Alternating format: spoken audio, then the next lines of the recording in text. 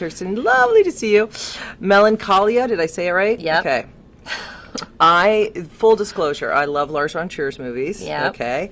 I love you. So for the beginning, this was fantastic to see you in this film. And I think that it's kind of it's like a Woody Allen movie in a weird way on the opposite end. Like you're kind of anointed as an actress. He's had a lot of great women in his movies. Yeah. From Emily Watson to Nicole Kidman to Bjork and Catherine Deneuve and Lauren, on and on and on. So how were you scared to do this movie? How did it come about for you? I was just emailed like, Lars is obsessed with you. Like, read the script. You're going to Skype with him tomorrow. And that in itself, I was, I think I was recommended to him by 2 other directors because I don't think he watches many movies. I joke around all the time that the only film he's ever seen is Spider-Man because Willem, me, and Bryce Dallas Howard are in his films. Of course, yeah. And he has a lot of children, so I'm always like, what movie did you see of mine? And he never gives me an answer. So we Skyped and talked on the phone, and it was just like a nice, friendly conversation. We hardly even talked about the script. He was just like, I'd love you to be my film. Got off the phone, told my friends, and I was basically jumping around like a teenager when I found out. And how did that enthusiasm carry over when you were working into it? I remember driving to work sometimes and just thinking to myself, this is so special. That I'm working on a Lars von Trier film. I would remind myself that all the time. Yeah, and there's so much of the movie and in a lot of his films or signature or whatever, is without words. Yeah. Like the camera is just on you.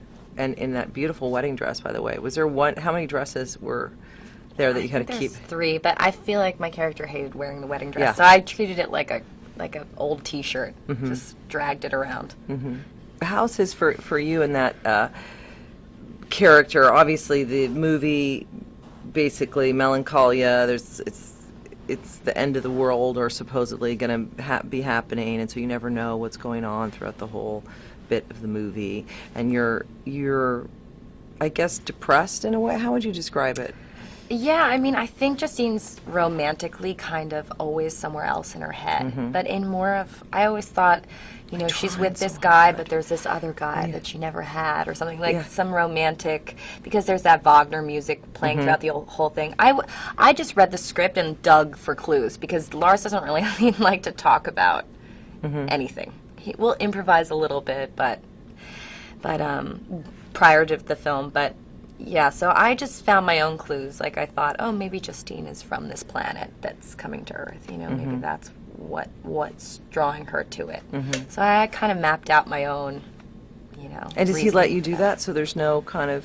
I do it and don't talk about it, but I do that on every film. I do my own process and then I come. Because you should know it better than anyone. I think you can tell in performances when people have done their homework or not. Like there's an inner life there that's unspoken before you even said anything. And it's not that you have to think about it, because as long as you do the work, I think then it just lives in you, and then you can just do what you have to do.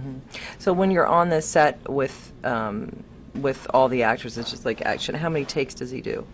Not that many. Yeah. Not that many. So beautiful. I swear, I live so beautiful. Yeah, I'll have you like and it. like kind of oddly, tragically hopeful in some bizarre way. I mean, the balance that he was able to get that. And you also won the award for in Cannes, right? Yeah, that was exciting. How was that? I mean, I know that was pretty incredible. Yeah. Yeah. I was, well, it was such we kind of like were deflated, and then I had to stay anyway in Cannes because I was going to Istanbul for this kind of festival, and so I was there, and they were like, come to the awards. And Lars, I was talking to him on the phone, he was like, if I win anything, just tell him that I was stupid, and he's giving me a speech to say. So I didn't know, and people always are like, didn't you know? Most people, I guess, have an inclination, and I kept looking for Tilda being like, and I became friends with Tilda afterwards, like, where's Tilda Swinton? Like, where is she? Yeah. I'm like, I didn't win. Yeah. And then, where's Tilda? That's so funny. It's so true, though. I did, yeah. And yeah, when that happened, it was pretty incredible. And I was happy because I really took it in. I could take it in. Right. It wasn't, nerves and anxiety and insecurities. It was more like, okay, wow, this is happening, and I could take in the moment. And that's a real testament, too, of your performance in that film, because there was such hoopla about his, him squawking off, Yeah. and that became a side story. So I thought it was like, oh my God, I was so psyched. But obviously I hadn't seen it because I didn't go to camp, but I was Yeah. psyched for you. Thank you. And you've been kind of a Vanity Fair poster girl for a while, so I was like, yes.